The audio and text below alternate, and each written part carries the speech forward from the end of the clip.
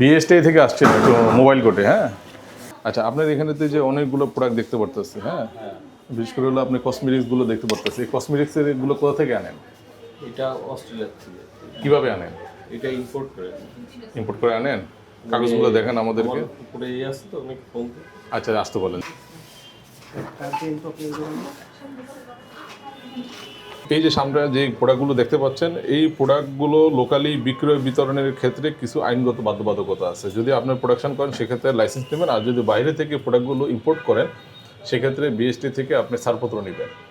BST ছাড়পত্র ব্যতীত আপনার এই পণ্য বিক্রয় বিতরণ বাজারের কোনো সুযোগ নেই। তো এখানে যেমন আপনার এই যে বডি লোশন আছে, তারপরে লিপস্টিক আছে, তারপরে আপনার শ্যাম্পু আছে, হ্যাঁ, প্লাস হলো আপনার এই যে আইব্রো আইলাইনার আছে, লিপস্টিক আছে।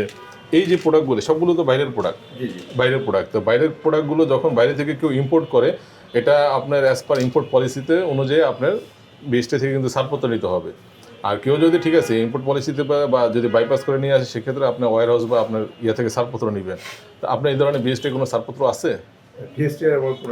আচ্ছা, হ্যাঁ, এগুলো যে মানে বিক্রয় বিতরণ বাজারের ক্ষেত্রে যে বিএসটির লাইসেন্স অথবা ছাড়পত্র নিতে হয় সেটা কি আপনি জানেন? না, এটা আমার জানা ছিল না আসলে।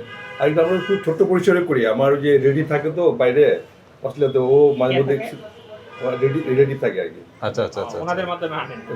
আপনি কি আপনার অন্যায়টা স্বীকার করেন? অফকোর্স। এখানে আপনার এই প্রতিষ্ঠানে আমরা এসে যেটা দেখলাম যে আপনি আমাদের যে বিএসটি থেকে ছাড়পত্র নেওয়ার যে বাধ্যবাধকতা আছে সেটা মেনটেন করেননি, এবং মেনটেন না করার কারণে আপনাকে আমরা আমাদের যে Bangladesh standard and testing institute আইন 2018 এই আইনের 30 ধারা লঙ্ঘনের দায়ে 20,000 টাকা অর্থদণ্ড প্রদান করলাম, অনাদায়ে 1 সপ্তাহ কারাদণ্ড।